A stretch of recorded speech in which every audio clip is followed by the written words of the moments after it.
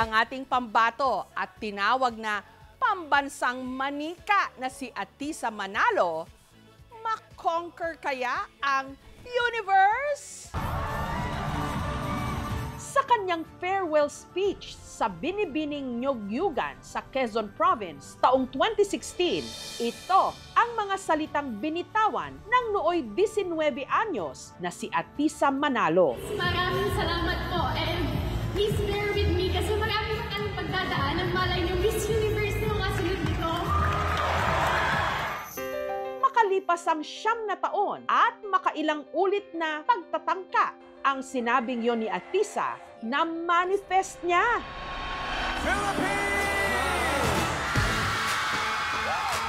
Si Atisa kasi hindi lang rumampa sa Miss Universe pageant. Maria Atisa Manalo, Philippines!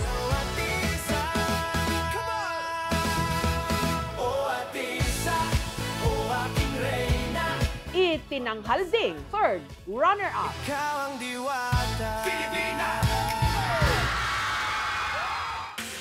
Nito lang Biyernes, ginanap ang coronation night ng Miss U sa Thailand, kung saan nakipagpuksaan si Atisa sa 120 candidates. Siyempre, all out ang suporta ng mga kababayan niya sa Candelaria, Quezon Province. Paglabas pa lang ni Atisa sa screen, dumagundong na ang sigawan. Maria Atisa Manalo, Pilipinas! At nung tawagin na ang top 30, pasok sa banga ang Jusa.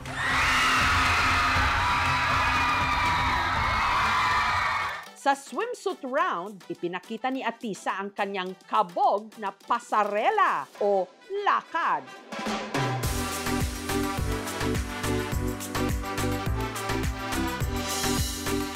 Please take the stage, Philippines! Kaya pasok pa rin siya sa top 12. Pagtungtong ng evening gown competition, mas pinatingkad ang kanyang pambansang munyeka aura sa Miss U. Joining her is Sa pagpapatuloy ng kompetisyon, Philippines! dumiretso si Atisa sa top 5.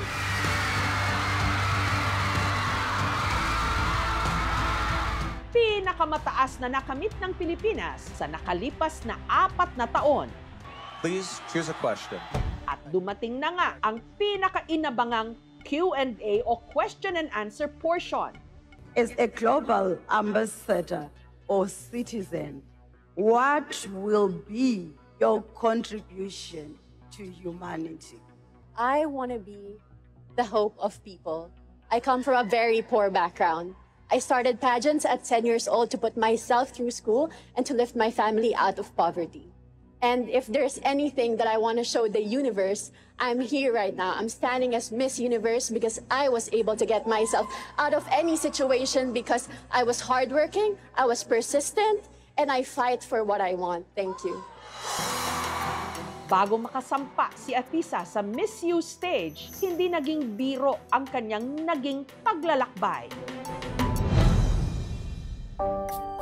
Half Filipino, half Finnish si Atisa. Laki sa simpleng buhay sa probinsya. Sila'y naglalaro dito, nangunguhan ng mga bulaklak dyan, ng mga orchids. Ay, sinasabuyan siya ng mga bata ng bulaklak at siya yung naganap na Mama Mary. Taong 1992, nung lumipad pa Israel ang kanyang inang si Elsie para maging caregiver, doon niya nakilala ang ama ni Atisa hanggang sa nabuntis siya. Umuwi si Elsie ng Pilipinas, pero ang tatay ni Atisa, na tiga Finland, hindi sumama sa kanya hanggang naputol na ang ugnayan nila sa isa't isa. Alam mo yung longing for a father? Pag dumadating sila, nakatingin lang anak ko, tapos sumasalubong yung mga pinsan niya, nakikisalubong din siya, nagpapabuhat siya. My biological father, I've never met in person before, but he reached out to me a few years back. Nangangamusta siya every once in a while, pero it's not enough for it to be called a relationship. Ang Pangungulila ni Atisa sa isang ama na punan ng kanyang stepfather na si Reynante. Ayaw niya nung una, parang galit siya nung una, pero nung nakita niya na love ko siya, yun, sumasama pa yun sa akin dati. Pag nagtatricycle ako, nandun yun sa unahan. Bata pa lang, ang face card ni Atisa, palaban na. Sabi nila, uy, ang ganda naman mami ng anak mo. Siguro paglaki niyan, beauty queen yan. Hanggang noong 2008, sa edad na 10, sumabak siya sa kanyang unang beauty contest. Ang premyo noon, 1-year tuition fee na libre. Murang isip pa lang siya, alam na niya yung situation namin na we are not rich. So bago po siya naging candidate ng Miss Universe, dito muna siya naging beauty titleist sa stage na ito. Hanggang sumabak na rin siya sa iba't ibang national pageants. Sa bawat galaw mo, girl, you shine so bright. Bawat ngiti mo, parang city light. Alam mo yung mother instinct na tinatawag? Hindi siya pwedeng tumigil kasi sa puso ko, alam ko, parang may nakalaan sa kanya. Liwanag ng between. At nito lang May 2025, matapos ang 3 subok, tila nagkatotoo ang kutob ng kanyang ina. The Miss Universe Philippines 2025 is Quezon Province! Si Atisa, kinoronahan Miss Universe Philippines 2025. Congratulations, Atisa Manalo! We're the Philippines. We're a powerhouse. We'll make sure that we can get the 5th crown. Puspusan ang kanyang pag-iensayo. Oh, Atisa, oh, aking reyna, pambansang manika, Pilipinas, sa'yo ang korona. Bago ang pinakainabangang finals ng Miss U, si Atisa nakipagbardagulan muna sa National Costume Competition bilang reyna ng mga fiesta. The embodiment of celebrations and good vibrations, Philippines. Ang kanyang national costume, pinangalanang Festejada, traje de mestiza na ang disenyo sa ibaba hango sa 3 sikat na pista sa Pilipinas. Ang Panagbenga Festival ng Baguio, Giant Lantern Festival ng Pampanga, at Pahiyas Festival ng Quezon Province na kanya ring probinsya. Gawa ito ng Filipino designer na si Mac Tumang na siya ring gumawa ng tinawag na lava gown ni Miss Universe 2018 Catriona Gray. Una niyang sinabi, my concept that I really want is I want to be yung festival queen. Gusto niyang makasayaw sa costume and of course, beautiful and big. Napangangari ng lahat sa swimsuit performance ni Atisa sa preliminary, kung saan para bang may sarili daw siyang ring light.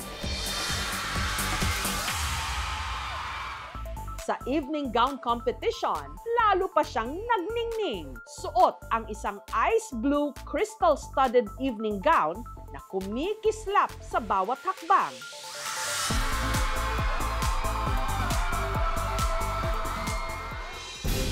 At nitong Biyernes, sumapit na nga ang most beautiful day in the universe. Philippines! Please take the stage. Philippines! Philippines! Kung saan umabot si Atisa sa top 5. Pero may round 2 pa pala ang Q&A. If you win the title of Miss Universe tonight, how would you use this platform to empower young girls?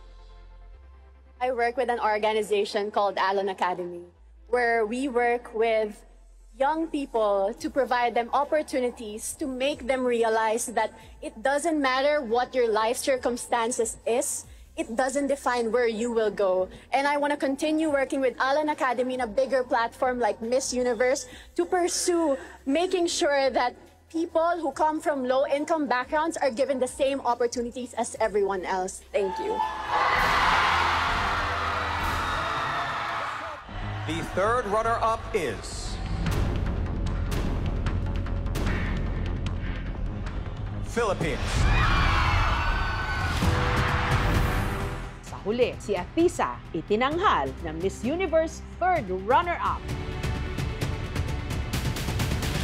Ang nag-uwi ng corona si Miss Mexico Fatima Bosch. Pero pinutakte ang social media ng mga puna sa naging resulta. The new Miss Universe 2025. Walang matatahimik sa results ng Miss Universe. Cooking show na naman talaga. Lalo pat sa Miss U ngayong taon, may ilang kontrobersya. Si Miss Mexico nag-walk out nung siya raw ay pinagalitan ng isa sa mga organizer. He called me dumb because he had problems with the organization and I think that's not fair. Sunod namang may isa sa mga judges na nagsabing parang luto raw ang pagkakapili sa top 30.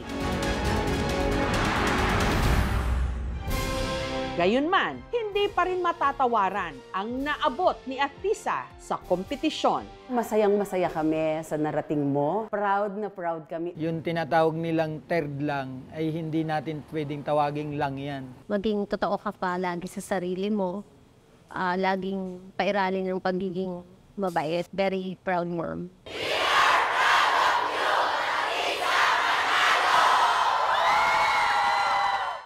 Maraming salamat po sa inyong suporta, sa pagmamahal, sa tiwala.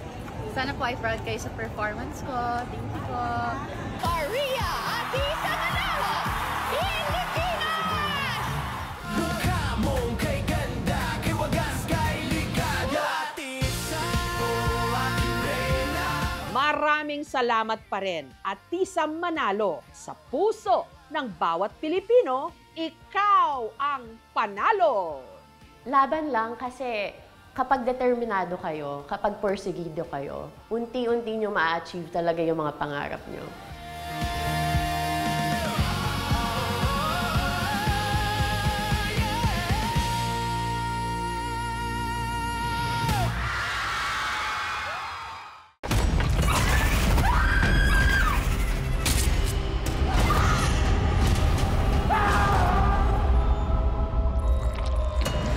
Palangga ko, ikaw apo. Palangga ako man, Kaula. Ba't ka nagsiman? Naharap ko to eh. Para kay Lola din. Hindi ko na ho alam, hindi ko naiintindihan kung anong nangyari sa kanya. Makakasiguro kayong gagawin namin ng lahat para sa kanya. Wala ka ba talaga nakita, Arner? Wala ka narinig? May gumagala na berbalang dito sa atin.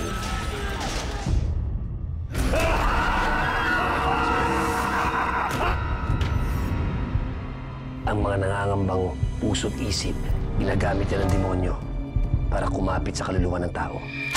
Alam mo kung sino yung dapat mong ipagdasal na hindi mo makita?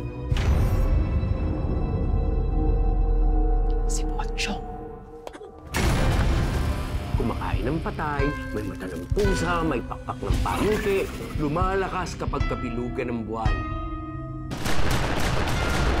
Mag-iingat ka sa masusunod mo sasabihin. You know about the Pochong? Please refrain from talking about Pochong. Do not attract its attention. Father Rex, yan po bang pinakamatinding sanik na naharap ninyo? Hindi ako titigil hanggang hindi ako nakapaningin. Hindi tayo papatay. Kakampi natin ang Diyos.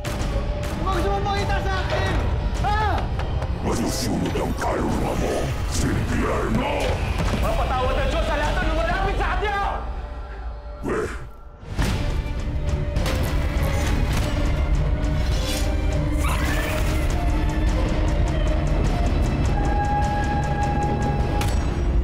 Ito po si Jessica Soho at ito ang Gabi ng Lagim.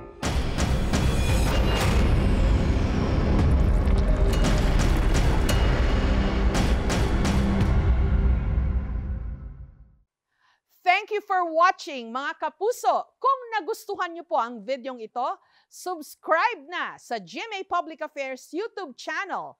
And don't forget to hit the bell button for our latest updates.